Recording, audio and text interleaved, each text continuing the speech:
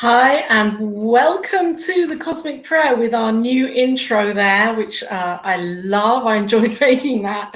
If you are here joining live right now, then welcome, welcome, welcome from wherever you are on this amazing planet. I'm here in the UK. It's 5 p.m. And if you are in the States, then good afternoon-ish, lunchtime, morning, late morning, wherever you are, whatever time it is, I know that this is the right time, the perfect time to be here on the Cosmic Prayer.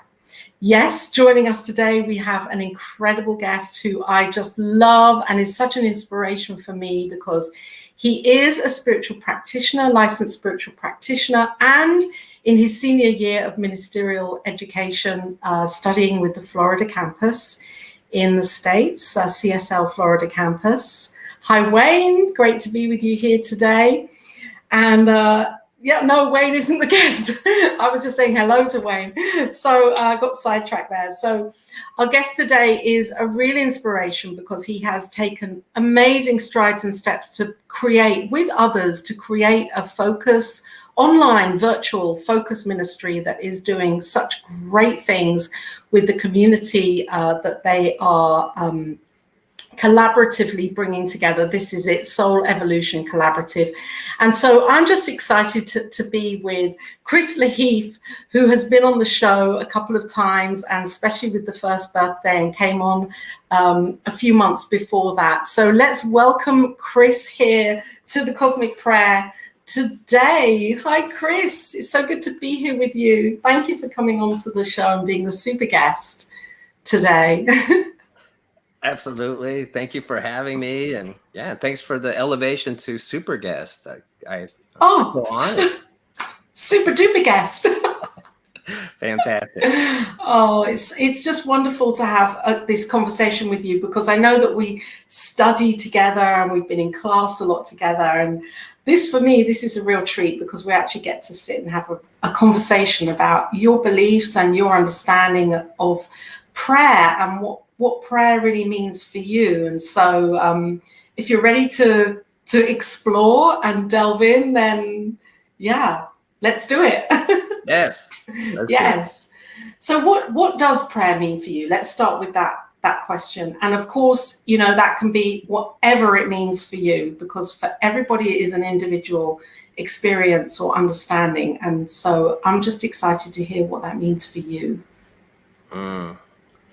Yeah. Well, it's really experiencing that. I use the word connection, but of course we know that there's no separation. There's only unity. There's the only one. So connection is not the best word, but I guess it's recognizing that I am one with all that is. And so by recognizing that, knowing that everything begins in thought, in mind, then it's really opening up to the idea that we are co-creators with all that is. And so, from that we have a great power, and we also have a great responsibility to go kind of Spider-Man on it. But it's what we're doing. We have to be consciously aware and intentional about what we're thinking about, and prayer is like a perfect time to really focus. So do you believe for you that it's that prayer is like is a ritualistic experience where you would make time for that, or is it more of an ongoing, in the moment, like praying constantly with every word and every thought? Yes and yes. I definitely. Yeah, I like that answer. I definitely have my moments where it is a ritualistic thing. With meditation, I quite often combine the two and make it a really kind of a formal process, which is great. And then also, like, as we go about our lives, I have a person that we talk about. We talk together a lot. He's my prayer partner, and we call it PWC, praying without ceasing. And that's where all the time, it's a practice, and I've got a long ways to go to be into that place. But all the time, all the thoughts that we're having is having an effect in our consciousness, which is the one consciousness. And so yes, I have it as a ritual thing, and also trying to constantly be aware of what I'm thinking. What's my intention? What's my belief? And how do I show up? Recognizing the sacred in everything that we do, everyone that we meet. It's always there, and so it's intentional to be in that state as much as I can. Wow. And yes, and that takes practice, doesn't it, to be in that state all the time. So that's the part where we intentionally sit or stand or whatever, and come into that knowing, and practice the prayer. And so I love what you've just said, being PWC, can spell, practice prayer without ceasing. And that kind of what came into me in my mind when you said that was, well, I want to ask you this, is prayer always answered? In some form or another. Yeah. Yeah.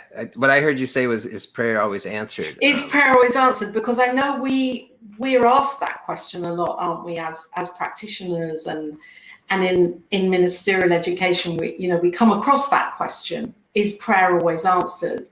And for me, I believe yes. Yes, prayer is always answered, and I'm just interested to hear your take on that for viewers that might be listening, that might be thinking, oh, well, that one could ignore that one. It wasn't heard. Right. Yeah. I certainly believe that it is always answered.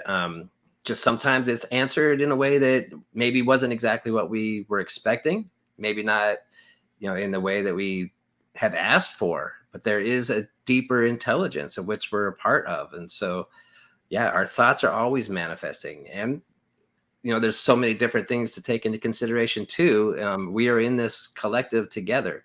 And so it's always got to be in alignment with spirit, with those around us, with their purpose, their higher self.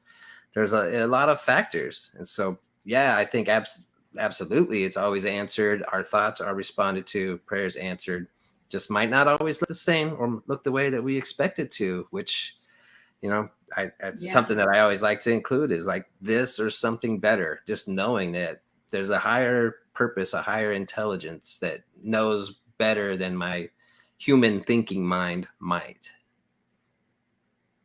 Yeah. And of course, we're not begging and beseeching, are we? We know when we pray that it's already demonstrated because it already exists. And so what makes that so powerful for you? Or maybe I'll ask this, when you first realized that, how did that affect the way that you pray? That's a good question. It's an evolving process. So, I've trying to think exactly how to explain it. It's that knowing of that connection, remembering that, and then really opening up into the feeling. The idea that the words themselves, like, that's not necessarily where the power comes from, but the words get us to that place to where we do know that it already exists in the one mind. And so the words, sometimes it takes a lot of words to get ourself into that feeling place. The power is in the feeling and in the knowing. And it's constant work. We always improve and get better. And at the same time, it's interesting because, as we know, that all thought affects that one creative mechanism. So it's interesting. It's kind of like, the idea of getting in the zone to where if you're thinking about it, you're probably missing it. It's, about getting beyond that. Right. You mean if you're thinking about the demonstration that we might want, because it is beyond that. It's not about asking for the material thing. It's a deepening of our awareness of that connection, if you for that word. Yeah. Uh-huh. I liken it to, when you hear I love what you're saying. I was going to compare it to professional athletes. When they talk about when they're in the zone, they just take the shot and know before it leaves their hands, it's already in. Or if they're swinging the bat to hit a ball out of the park, it's that same thing. Like if I'm praying, it just comes through when I'm in that state of connection. But if I'm like trying to find the right word and trying to think of where I want to go, then like I'm out of that alignment. So it's about getting in that zone and staying there. So how is prayer demonstrated for you? What examples can you give of where, oh my gosh, where that's actually happened? And the demonstration has been just really like a seeming miracle. Right. Well, like one of the things that continually has amazed me, as we were talking about earlier, we've recently moved and we're in, just a fantastic house. And it happened a year ago when we were moving to a new town, and we had our budget of what we were looking for. At that point, we were renting. And I had it in my head. I wanted a house. I wanted a standalone house, a yard for the dogs, nice neighborhood. I had my list of criteria that I wanted to hit. And looking at the budget, it was kind of like, well, we might have to get a townhouse. We were moving to, it was an expensive city. And I was in my head, like, I know that something's going to show up. I know that the perfect place is going to show up. And we, had to book a couple days to come down to look, what we wanted to find. And we're looking at townhouses. I think there was like maybe one actual standalone house that was in there that just was not going to work. And it was kind of discouraging. I'm just keep knowing it. I keep knowing it. But my, spouse is like, it's not there. It's just not going to happen. And then the morning that we had to go back, we're done looking. We hadn't found anything that was going to work for us that had enough space. And, at the last minute, we just stretched our budget zone by, we allowed ourselves to go up like $300, but it ended up being like an extra $150. And we got almost double the space. This house came up, it came up like just at that, within that hour. We got a hold of the person, looked at it, and it was perfect for a year. And then the same thing, happens a year later. I know it's the same thing happened again. Well, it was, except now it was, this time it was to buy the house, and it was moving out of the old house, and we weren't ready, to buy a house. The landlady got a hold of us and said, if you want to move out early so you can buy your own place, that's great. And we're like, well, we're not ready. We weren't thinking about it. That's why we signed a 2-year lease. And then she got back. She's like, well, we'd really like to move in. So, we'd be willing to pay you to help you, find the next place. Cause like everything this was in Naples, Florida, and it's a really nice town. But when we moved in, rents were kind of low because it was during COVID. And, people there are used to vacation rentals and, short-term or Airbnb. And so people that, right, during that part of the pandemic, all Airbnb was shut down. And so we got it. Like I said, we had a really nice house down there that we got a great deal on. But then after that year, when she wanted us to move out, we're like, well, even if you're paying us money to move out, like everything is like double what it was a year ago. Like it's still not going to work out for us.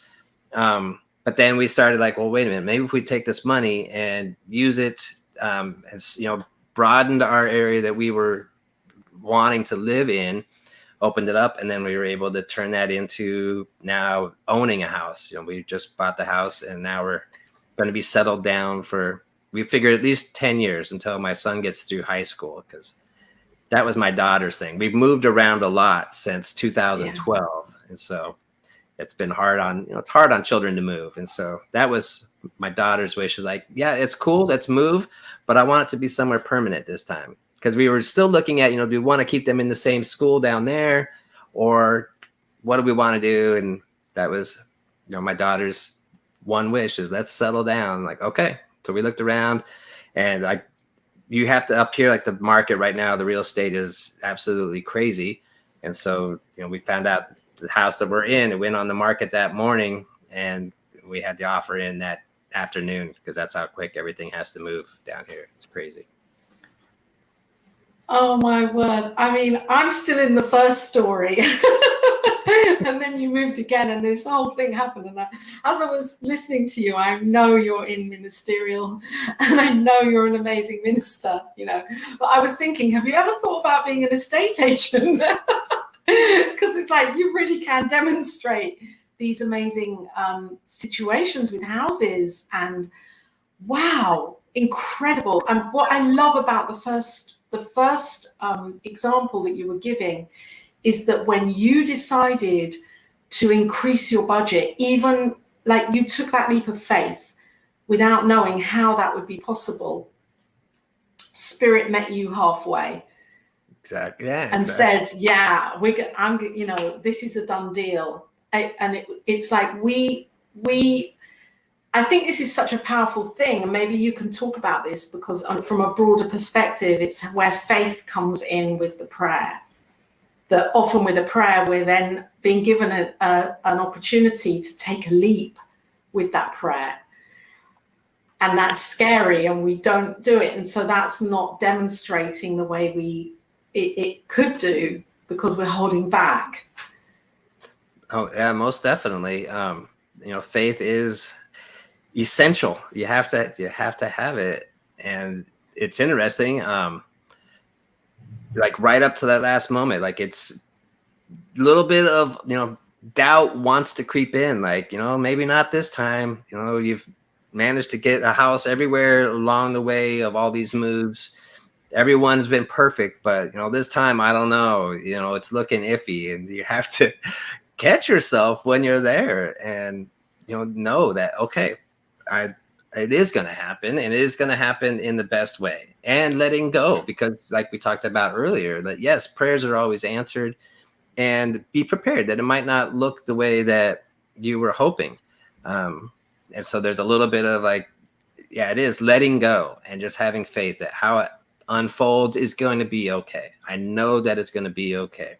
And somehow been very fortunate that it does show up in the way that is ideal. And it's pretty amazing.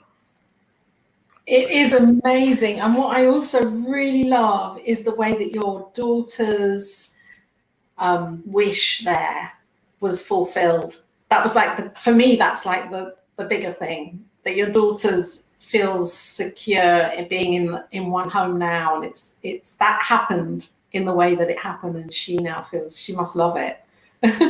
Yep, absolutely. And really, she's the one with the powerful manifestation skills. It's amazing. Isn't that amazing how children really, there's no filter, is there? They just say it, and it's like, this is what I want. This is it, and it appears. Yep. Could definitely learn something from them. Yeah. No doubt. Wow. I love that. I mean, for anyone that's listening right now, you're here on New Thought Media Network. We are here with today's super guest on the Cosmic Prayer, super duper guest, Chris Lahiff, who is an amazing spiritual practitioner. If you need a house, find Chris on Facebook. And I know that he is an amazing practitioner who can help anybody to assist people. That's what we do as practitioners. We hold that consciousness for whatever it is that our clients desire for their lives, to have a more fulfilled expression of life. And so, Chris, how has being a practitioner and now being in ministerial and minister in the making, how has that deepened your prayer practice, if at all, or changed it or evolved it? Really, it's an evolution. It's a constant practice. That's why they call it spiritual practice. Between that and then, sharing it with others. I've been, busy a lot with meditations on Insight Timer, and it's fun to discuss the ideas and see people that are outside, of centers for spiritual living that are, waking up to the idea that, yeah, we have more power than we thought. One of the other ways that it's evolved is with Soul Evolution Collaborative, my project with Reverend Dan Granda and Reverend Ryan Pulley. Thank you, Diego.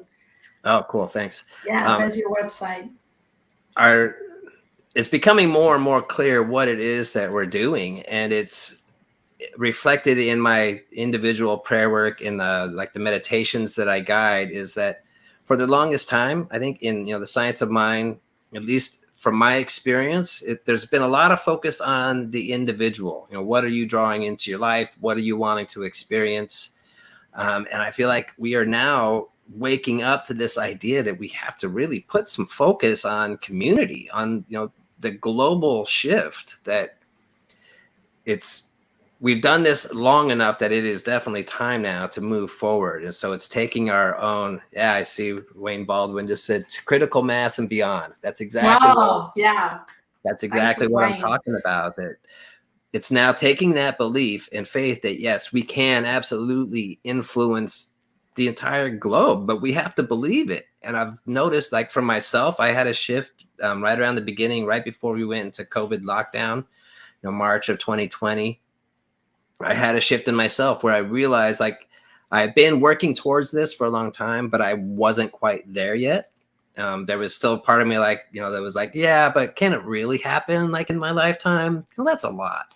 And I hear it from other people too, talking the science of mind. And we say this thing, we hear it so often, to create the world that works for everyone. But then as you're talking to people, you see it reflected back to, like, yeah, but of course, like a global shift, it's not going to happen in our lifetime, but we're working towards it.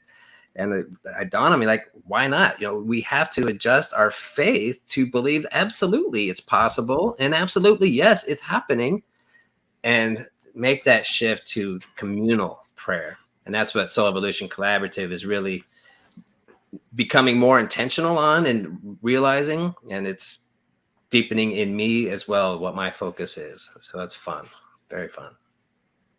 Oh, this is so powerful. It's so powerful what you're saying about, yes, if we want a universal, or if you like, a planetary shift, then praying together intentionally, with intention, is really, really powerful, isn't it? And the more people that we can get to join in with this prayer, this affirmative prayer, why not in our lifetime? That's just a belief, isn't it? Absolutely. It's just a belief. Why in our lifetime? Why not in our lifetime? It's just a belief. Exactly. Mm-hmm. Yep. And if we've been holding back and kind of doubting it, then of course it's not going to manifest. So it's making that shift to believing it. No more like doubting it, of saying like it's too big. We know that to the universe there is no big or small. There's nothing out of reach. That we absolutely can witness this in our time. Yes. And do you feel that the uncomfortableness of it, because it is a kind of uncomfortable, it's like breaking through the eggshell, and just the little chick kind of popping out, and it's not comfortable in that eggshell, is it, inside? And that's where we are and where we've been for so long, and now we're going, okay, we want to fly free. And prayer, for me, prayer is a tool that we can have to use in that, as we crack open the shell, to it's like that bridge of faith, to do this work that you're doing, which is so powerful. Absolutely. And this is the whole idea of the micro to the macro. So it's very similar, like going back to the story about, bringing the house into my reality, like right up to that last moment, it's like, well, it's not really looking like it's going to happen. And like, no, drawing my attention back. Yes, it's happening. It's happening. It's the same thing. If you look, on the global scale, and you have this idea that yes, we've been making this shift, and it's like speeding up and going to happen. My idea is like it has to happen before I go, because I want to know from my children that it's there, so they don't have to go through more of the challenges that direct us to that.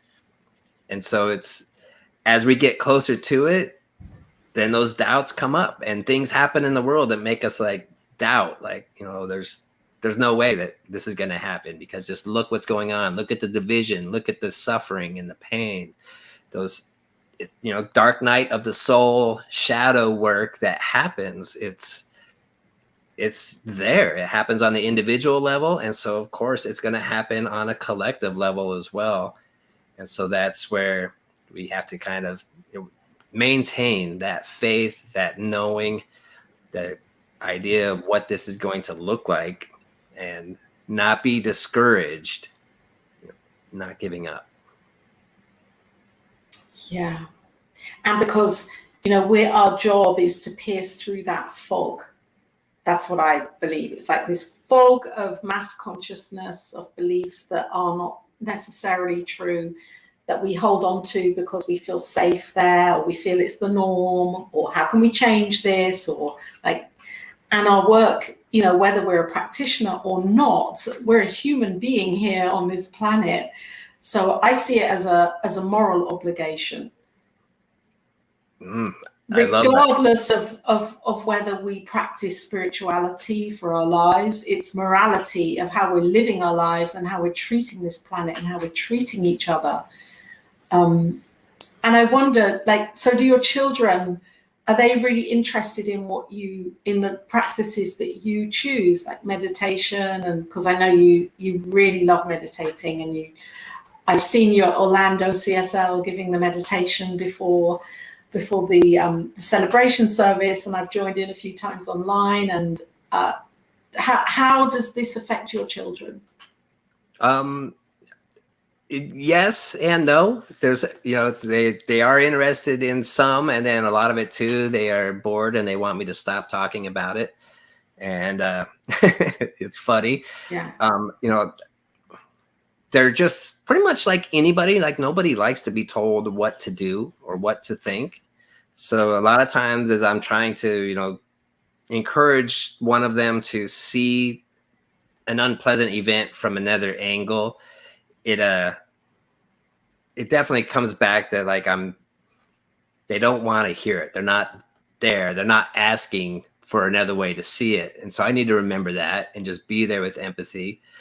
But they never cease to amaze me. The times where, one, I love, my son is really into it right now, of visualizing. So, like with shooting a basket or doing a bottle flip with the water bottle to, make it stand, the bottle flip challenge. You'll see him, he'll be like, oh, okay. And I'll just be watching, like, out of the corner of the room, so he doesn't know I'm watching him, and he'll go, and then go and flip the bottle. And he like visualizes it and sees it. And meditation, he loves being guided to meditation to sleep at night, and it puts him out like that. And my daughter as well, they do, on occasion, they take, minutes, they'll sit and let their mind be still for a minute or two. And the less I push them, the more that they do it. Yeah, that's so true. They're not gonna, children aren't gonna respond to, you have to, you should, you've got to. It's more of a witnessing, isn't it? They witness.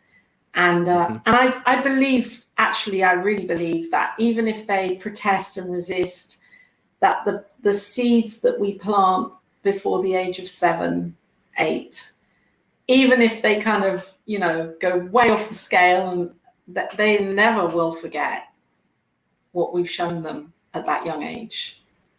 And it's a gift, isn't it, for them to come back to later. Absolutely. Up there, 10 and 7 right now. And yeah, there's seeds definitely planted there, and they never cease to amaze me. That's pretty cool. Wow. And children they're such a light for our future. No, Absolutely. They Like we as really are, aren't they? yes. As generations go, it's, more compassion, more empathy. It seems to be, stemming naturally from, each generation going deeper, that the seeds that have been planted, generations ago are coming more to fruition now. And I absolutely see a kinder, more compassionate human race evolving right now. Yeah. And who is here? Jamie Faith. Hi, Jamie. That's the truth. I know you had another message. Diego put another one up before. That's the truth. Oh, I think Diego's. That's the truth. Thank you. Unfortunately for me, it was not a positive event with my entire childhood.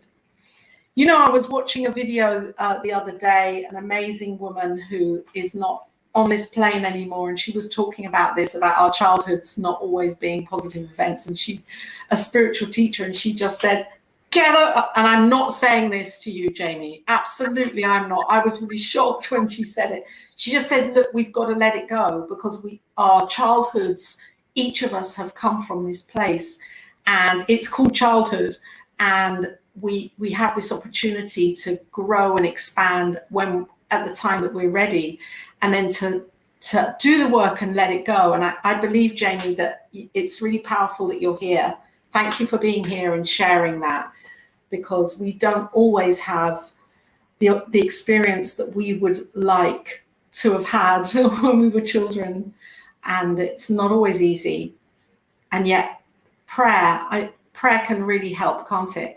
To shift that, to shift us into a new place. Yeah, absolutely. I see Jamie's previous comment there that says, I recently realized I'm extremely powerful. I'm down for a group prayer. Count me in. Oh, brilliant. Stay in touch here with the Cosmic Prayer and with Soul Evolution Collaborative. Then you will be empowered even more, and you will empower us. Because it's in that. What do you think about, Soul Evolution? Where did the name come from for that? How did that transpire? Well, it was powerful name. Oh, thank you. It was between some visioning, and then when we were the three of us sitting down trying to figure out what to name it, it was just a gradual process. And realized, like, soul itself doesn't evolve because it's already whole, complete, and perfect. But our individual uses of it, or awareness and, conscious being of it, is what evolves. And then, just the idea of collaborative, that idea just came up, that we're all doing this together, whether we know it or not, we're all doing it together. And so that was just kind of fell into place. And then, as time has gone on, we realize how, it wasn't necessarily us thinking about it. It was spirit leading us. And, the name kind of like set the trend. And now we, through our process, are realizing more and more how the name is fitting for what it is that we're doing. So it's kind of cool to see unfold. Yeah. So, the one thing that just came to me, because if Jamie is still here and Wayne is here on watching, it would be really cool, Chris, if you'd be willing to just talk through, what a spiritual mind treatment is, and in a simplified way, so that maybe our viewers now can actually practice that right now by themselves, because we don't need to rely on anybody either, do we, for praying? Right, absolutely. It's something that we can all do. And I love the idea of spiritual mind treatment as taught in Science of Mind and Spirit.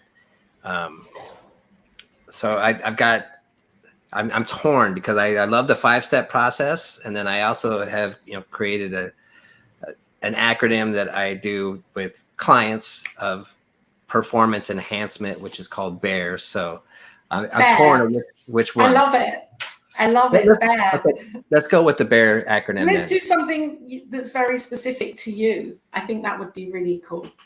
Okay. Well, this is just something that I do I can do it before something big that's coming up, like if I'm getting ready to go into like a meeting or a talk or a session with a client, I'll do it. Or you can also, I think a big part of it is experiencing it on the little things as well, so that we get comfortable with it, so that when it's time to apply it, when the stakes are high, then we're comfortable with it and we know how to get into that place of feeling. So I'll explain this real quick, and then maybe we'll compare how it lines up with the spiritual mind treatment. But great. So there, it's a BEAR, and the number one step before you're doing anything, the example that I use most of the time to describe it is taking a drive. Like if I'm driving to work or something like that, I'll start it in the car. So the first step is breathe. So just taking a conscious, intentional breath. Just by doing that, you disrupt your automatic thoughts that are just rolling through you. So you take a breath, and then after that, the E stands for envision. So whatever it is that you're getting ready to do, whether it's going into like a difficult conversation with your significant other, or in the example of driving the car. So if I'm getting ready to drive somewhere, then I close my eyes after taking that breath, and I picture that drive going perfectly. I picture traffic opening up, so I have a clear path through. I picture stoplights, timing out, so it's a pleasant drive. I picture people around me in pleasant moods. Everything is just flowing. So I picture it. And then after I do that, then the A is for align. So I align myself with this bigger thing, whatever you call it, God, spirit, the universe, the flow, whatever you want to call it, that bigger thing. I just remind myself that I am that everything that exists is that. And so what I just envisioned is already there in that bigger thing. I align it. And then the R is for release, just letting go. And then that's it. I put the car in reverse, I back out, and I go about my drive. And things seem to go well. Or if I'm going into that meeting, I would have envisioned myself, listening correctly to really hear what other people are saying. And then sorry, that was my mouse. Picturing or envisioning, it's all good, the right words coming up at the right time that need to be heard, and all of that just flowing. So it's a powerful process that's worked well for me. Now you probably recognize how it's very similar to spiritual mind treatment, our 5-step prayer. Essentially the bear treatment doesn't have an actual step for gratitude, is the only thing that's not there. So that's just kind of like a given. The gratitude is always implied, living in a state of, gratitude for all that is, gratitude for our co-creative nature. So I love it. And I love it when, anytime we can make something or create something or kind of mold, reshapes a process and make it simple, or give it our own slant so that we use it in a really simple way. I think it's a really powerful thing to do. And I'm going to practice that. I'm going to share it out with Jason. Say, okay, here's a new one. Yep, absolutely. Yeah. It puts you in that state to help create that what it is. And what I really like is the breathe part, because so often I'm going to talk for myself. I have to really remind myself to take a full breath in and a full breath out. And it can be like 3:00 in the afternoon. And I realize I've not been breathing. Well, I have, because I'm here, but I've not really been allowing myself to embody this experience and to feel it and to breathe. And because the breath is the reminder of who we are as well, isn't it? Spirit coming through us. Yeah. Yep. That's it right there. As many times throughout the day that I can remember, like, okay, I just need to stop for a second and be present and breathe. And it makes all the difference. And that's really, getting to that place of, praying without ceasing.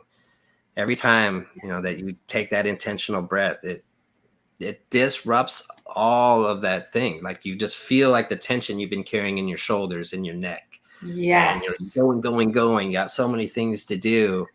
And it feels like you're forcing things. But when we remember, like, just slow down and move into that next thing, things just seem to kind of get done rather than having to do them. If that makes sense. Yes. And I really, because it's just really kind of reminded me that slow down, because when I pray, I automatically slow down. Yeah. I'm not praying in a rush. I'm being careful about what I'm saying and what I'm feeling and getting into that, into that place within me. And it's not a speedy process, is it? We take time and we cultivate. And I think that's an important thing here, is slowing down. We're always all on such a kind of high speed rush to get everything done right now. And it's not good for our mental health either, is it? To be rushing around. Nope, absolutely not. No. We have that idea that we always have to be going and doing and getting the next thing done. But we know that when we take those pauses, self-care is so important. That when we are taking care of ourselves, if we're getting the rest, we're getting that pause throughout the day, the things that we do, we're more efficient. And we get so much more done when we do it, making sure that we're taking care of ourselves along the way. Do you think that also gives, that allows for a deeper demonstration because we're more relaxed? And I certainly do. I think you have to get into that place of feeling and knowing. And if you're rushing something, personally, I can't speak for everybody, but I know for me, if I'm trying to rush something, like, I can feel the switch. I can feel it happen in my consciousness and my awareness when I've gotten to that place. And if I'm trying to rush, I don't feel that. I don't feel that switch. And that's important. Wow. Chris, thank you so much for being here. I think we've still got we're okay for time. I wanted to ask you a question, because I know when you came on to the Cosmic Prayer at the first birthday a few months ago, about a month ago, actually, wasn't it? It was great that you came on and you said something about the Maharishi Effect of meditation. And I'm really interested in that, because I love him and his work and what he did, and George Harrison. Love George Harrison, my favorite Beatle. And I'm just interested because you were talking about that and group, the power of being in a group. And I think this ties in with what you're talking about as the collective prayer as well. Yes, Could absolutely. you talk on it for a little bit? Yeah, certainly. That's where, it was a good friend of mine. I was leading meditations, and I had known about this before, but I started doing a weekly thing for friends and family on Facebook, for a way to create community, or what am I looking for? Just human interaction during the COVID lockdown. And so we would, once a week, I would get on, we would do Zoom and do a meditation. And a good friend of mine that lives in Loveland, Colorado, she said, do you ever think about, like, focusing towards the Maharishi effect? And I knew what she was talking about. And I was like, oh, I hadn't put that together. So I started thinking about that more and more. And that's really now, all my lives that I do on Insight Time are always finished with the idea of our collective. So what the Maharishi effect was, so the Maharishi, this is started in the late 70s. He had the idea, and it was specific about numbers too. But the idea was, if we have enough people practicing transcendental meditation around a specific metropolitan area, they wanted to know if we could measure the effects of whether, like, decreasing, the crime rates, decreasing the murder rate, and then increasing what they called, positive markers, like the economy going up, unemployment going down, things like that. He wanted to know, like, can we influence it? And so the original experiments, I believe they were a month at a time. And the idea was you take the population, take 1% of that, whatever that number is, then you take the square root of that. And that's what his target amount of people meditating were. And yeah, what they figured is the results absolutely indicated that murder rates, crime rates fell. I think one of them was around Washington, D.C., and at that time, I think it was the mayor or it was the chief of police. Somebody, when they were getting ready to say, hey, we're going to try this experiment, said, the only way to get the murder rate to go down is if, we have a blizzard that shuts down the entire city. Like, it's not going to happen. This was back, I don't know when the DC one, if it was the late 70s or early 80s. They went on through the 80s. But anyway, it was not optimistic. And they measured it, according to like trends of other cities concurrently, or like the same city from the year ago, that time of year, different ways of looking at it, and significant differences that it did demonstrate that there's naysayers that would try to argue coincidence or other things, but the results were definitive in my mind. I know the Heart Math Institute is a really cool organization that they do similar kind of experiments. And yeah, it demonstrates to me that there is absolutely, power in our intention, and we can affect things on a large scale. And it doesn't take that many people. I heard Wayne Dyer talking about the same thing. So Wayne Baldwin here, that's commenting on Facebook, mentioned it earlier. We hit critical mass, and then it creates like this awakening. Wayne Dyer likened it tilting point. Yeah, exactly. You're tipping the scales. Like you hit a point, and then it just kind of starts to snowball. I think we're in that stage now where we are seeing the snowball really starting to roll and gain momentum.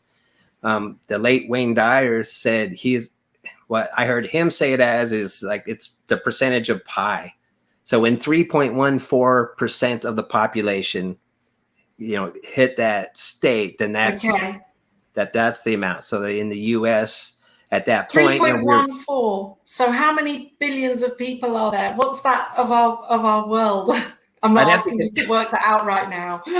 I'd have to get a calculator out to do it for global. But when I heard Wayne Dyer talking about it, he was talking about the U.S. And at that point, the U.S. was over 300 million. It was around he said it was around 314 million. So what that means is then you get 10 million people in the U.S. that are holding to this ideal and this vision that's all it would take to make it then, manifest and become the norm. And, 10 million people sounds like a lot, but when you're looking at, 300 million, it's totally doable in my mind that one by one, we're waking up. I'm so excited to hear this because I've always known it and believed it and hold that space for this shift. And yet when we hear it numerically, it's kind of like, oh my gosh, this is doable. We have something to aim for here. Cosmic Prayer, New Thought Media Network, Soul Evolution Collaborative, everybody that's doing this and intentionally being the lighthouse, being that beacon of light for ourselves and for others to know that we are responsible for our own shift. And as we do that and collaborate more and more and more, then a change is of course happening. Yeah, absolutely. Yeah, amazing. And I think that's what you just said is a very, powerful point. It's that idea that, we hit this critical mass and then people will wake up. And I think what I've noticed, in conversation is that sometimes people kind of hold back, like waiting for that critical mass to happen. And then, everything's going to be hunky dory. I can't believe I just said that word, hunky dory, but super all duper. That, all of a sudden it's going to happen, but then not realizing like, if you know about this and you believe this, then you are that one that has to be doing that work now. Do that work. Yes. It has to start within. And if you really believe it, you've got to be doing it. It's not, just like standing around, like waiting for like, when's it going to happen? Like, oh, you have to be doing the work. That's how it happens. Step up. I love that. Yeah, and it's happening right now, because now is the only time, the only moment that there is. So we can change it right now in the now. It's so powerful, isn't it? Absolutely. Yeah. Oh, Chris, wow, what a great conversation. I love it. I love everything you're saying and your insight and what you're bringing. But before we kind of come to the end of the broadcast here, I'd just be really, and we always kind of leave the show with a prayer, a cosmic prayer, if that would be okay with you to share a prayer. Absolutely. I'd really love you to inspire viewers and listeners, on New Thought Media Network, where this may be seen or heard as a podcast. If somebody is going through that place or that within themselves of just not believing, not having faith, and it all looks doom and gloom, and because there are many circumstances where we just want to get back under the duvet and not actually be in the flow of life because it's too much. What would you say in terms of prayer? Because that could sound like a very meek thing, couldn't it? Oh, go and pray. Go and pray and it will all change. But how would you guide somebody just that might be here feeling, what step can I take right now? Right. I think, it's beginning by recognizing that there is something so much bigger. If you can stop and just look at the perfection, like when you were talking about, at the beginning of a prayer, it's the breath that reminds us, like, that is God, or that is life. And the way our body takes in breath, puts out carbon dioxide, trees taking that carbon dioxide and put out oxygen. Just looking at the absolute perfection of all that is, like the baffling intelligence of this design of what we live in, finding a way to just recognize and remember, like, yeah, there is something big going on here, and I'm part of that. And this physical experience, the ups and downs we get, there's the oneness, but we have this physical experience for a reason, to experience this duality, to be able to choose, what it is that I do want in life. And so recognizing that this too shall pass, that there is, all of it is guiding me onto this upward journey. And from time to time, it's okay to crawl under the duvet and just be there, just be, and not beat ourselves up, and recognize that we are constantly, on this journey. It's all part of this amazingly intricate, beautiful design, and having faith that that part of us that has always existed, always will, that it's okay. Things are okay. Oh, Chris, thank you so much for sharing that, and for your just your nurturing and your comfort there, because it's, some people always will say, go and do this, go and be that, and change it. And I really honor what you're saying, because it's really about owning where we are right now and being in that, and it's all okay, because we're loved and we're safe, ultimately. Yeah. It's all part of that big thing. And just bringing a sense of awe to it kind of makes it feel less painful, less. Yes. Beautiful. Chris Lahiff, thank you so much for being here and for sharing. If anybody really wants to find you, because I'm sure they're searching now, where can you be found, Chris? But okay. So here? Diego put the information up. Yeah, this is a great email to reach me, Chris at soulevolutioncollaborative.org. Look me up there. Come shoot me an email if you want to do any consulting work, and then come check out soulevolutioncollaborative.org itself. We're an intentional community that you can connect with anywhere in the world. We're doing some pretty fun stuff. So you are. You're doing very bold things and expanding on that as well. And it's all online. It's all virtual. So anyone can find you. people can find you wherever they are on the planet. And I know that certain days of the week you're online with gatherings, and you bring people together for discussion and prayer and meditation and all sorts of amazing, empowering group work that people can join in and be a part of. So yes, check that out. Definitely. Absolutely. I guess one other place too is Insight Timer. If you're on Insight Timer app, feel free to come. Do you have a whole meditation series going on there? Your own meditation thing going on? Yeah, I've got several meditations there, and then I guide live meditations as well.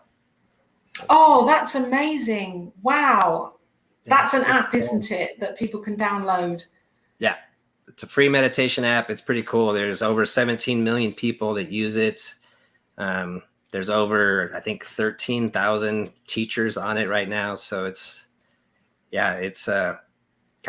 hitting like a critical mass. Oh, that is fantastic. Yeah, brilliant. Cool. So it's under your name, Chris Lahiff. Correct. Good. Yep. So people can get a daily dose of Chris meditating on Insight Timer. Yes. Great. Yep. Oh, fantastic, Chris. Thanks for having me. I really appreciate being here. You're welcome on the Cosmic Prayer at any time, because I know that your message is so powerful and what you're teaching is so powerful, and it's just amazing that you can be here and people can hear you and hear about prayer from your perspective. Thank you for being here. Thank you. And we're going to pray out now. So is there any particular theme or topic or area that you feel in your heart would be just really, really good and really dynamic to put into prayer right now? I think just that combination of individual alignments for global evolution, global harmony is what I would like to see. Global harmony, absolutely. Okay, should we do this? Shall I begin, or would you like to begin? Your call. Okay, I'll begin. Okay. And then I will pass it on to you, because I know that you will absolutely, pray with such amazing intention here, because that's what we do on the Cosmic Prayer. So I'm inviting us and whoever is listening or watching right now, Diego, if you're here watching from behind the scenes, thank you, Diego, for being such a fantastic show producer here on New Thought Media Network. And I know that as we close our eyes and we open our hearts intentionally, take that one breath, as Chris had reminded me of before, that as we breathe in and breathe out, we restate, we remind ourselves. And I'm reminded of this one power, this one presence, this essence that I know as the essence of all of this experience of life. Call it God, the divine intelligence, source, infinity, creative intelligence, whatever it is, because for each of us, it has a different name, a different label, and yet I know this as God. And as I breathe that in, I know and feel this presence, this power, as the wisdom and the joy and the light, the love, the harmony, the peace of all of life. It always has been, it always will be. This is the nature of this thing called life. As I open up to this, and I remind myself of this over and over again, and here in prayer, I unite with the knowing of who I am. I unite with this deeper understanding, this deeper awareness that I am one with this, that I am united with this, as I am, we each are. Chris is, Diego, New Thought Media Network. Each of you watching and listening here right now on the Cosmic Prayer,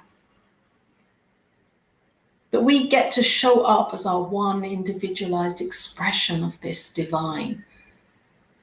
of this divine source that is flowing through. And so I know that individually and collectively, we are love, we are loved. And as I see us each opening up to that so much more greatly in our hearts, in our minds, in our beingness, that we get to experience this love for ourselves. And this is so good. This is God. And as I breathe into this, I pass this on now to Chris. I pass this on to Chris. Gratefully acknowledging and agreeing with all that Laura said, that absolutely there is just this one thing, that all that is through each of us, that it is a powerful thing to step up into this knowing and expressing that right now at the core of it all, there's only harmony, there's only peace, there's only calm, that it is all that oneness, that in this physical experience that we get to have, that there is this experience that we get to have, this richness of this physical world that reminds us, that guides us, leads us to that, to making that choice of what it is that we wish to experience and express in bigger ways. So knowing that this calm, this rightness of just knowing is available right now at the center of everyone's being. So no matter where you are, where you're at, bringing your attention and awareness to this greater thing, this infinite intelligence at the center of it all, knowing that everything in each individual's being is this physical manifestation of this original cause, this original thought. So we are simply here to express, explore, and allow ourselves to ride that spiral to greater awareness of our true nature, knowing that there is an infinite intelligence within us, accessible to each of us. So as we bring our attention and awareness, that we can draw our attention away from the seemingly ills of the world, the surface level awareness, the surface level, the suffering that seems so deep and so prevalent, that as we witness this as a way to direct us to choosing a better way of being, that we can observe and recognize, and then through that opening up to our natural desire to see more harmony and more peace and more calm, that as we tune into this, more and more people across this planet are awakening into that divine guidance, that knowledge, that the desire to see, the desire for which we wish to manifest, is contained within that ability to have that unfold. So we say yes to this new way of being on this planet, to this new consciousness, this deeper use of consciousness in a way that works for more and more individuals, that right now, one by one, more people are awakening and choosing love rather than fear, moving into a state of harmony and cooperation, kindness, rightness, sharing and evolution, empathy, all of this, that we are waking up, that we are stronger when we work together, that we are letting go of any appearances of division and choosing a way that we are able to move harmoniously, to cooperate, to communicate deeply from a place of deeper knowing, that this grand pattern of perfection that exists in nature also exists within each and every one of us. So as we tune into this divine pattern, we are tuning into this divine intelligence where we are led and inspired and guided into a way that truly creates this world that we feel at the core of our being is absolutely possible, that this way of being in this new earth is coming to us now. So we take action on those inspirations. We remember to stop and breathe and align ourselves with that deeper presence. So I express and affirm that right now there is greater peace in the planet, and that this peace continues to expand and deepen second by second, that this is absolutely unfolding, and it touches the center of everyone, that everyone has this available to them to know the peace within. So in deepest gratitude for all on this planet who are leaning towards love at this very moment, who are awakening around those, bringing others into their experience that are awakening also. Deepest gratitude for everyone's intention to move in this direction. I say thank you.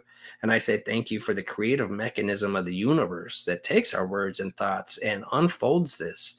And I say thank you for the infinite intelligence which brings this idea to us. Thank you for it all. And then I just let these words go, knowing that it is already this divine blueprint in the mind of spirit, that now it is simply ours to act upon and allow it to unfold. So as I let it go, I know that it is a joy to see it unfold in our sight. So I use these words to simply affirm with the universe, knowing that it is already done. I simply say, and so it is. And so it is. Chris Lahiff, that was a cosmic prayer. Thank you for being here, Chris. Thank you for having me. It was a joy. It was amazing. And thank you for everybody that's watching here on New Thought Media Network. Please like our YouTube channel and our Facebook page and stay tuned into this network, because there are amazing broadcasts and shows that come up every day, just like this. And this is an exception though, because I'm just really excited that Chris has been on here and shared so deeply and so powerfully on his understanding of prayer. What a lesson today has been. New Thought Media Network is an online ministry, broadcasting ministry, and a focus ministry that is the vision of Reverend Robert Brzezinski. And if you are fed by this and love it and want to be just, showing your financial love for this network, then you can give consciously. There is a donate button in the video dialogue underneath. You just have to click on that and you can give from your heart and be a part of this reciprocal process, which we know we are all in anyway. So doing that with faith just really expands our own prosperity consciousness every time. And stay tuned on New Thought Media Network for more. Check Chris out at Soul Collaborative Evolution. And until next time on the Cosmic Prayer, have an amazing day. Bye for now. Thank you for listening to Cosmic Prayer, your weekly shift with Laura Topper on the New Thought Media Network. If you've enjoyed this programming, please tell a friend and join us again next week for Cosmic Prayer, your weekly shift with Laura Topper.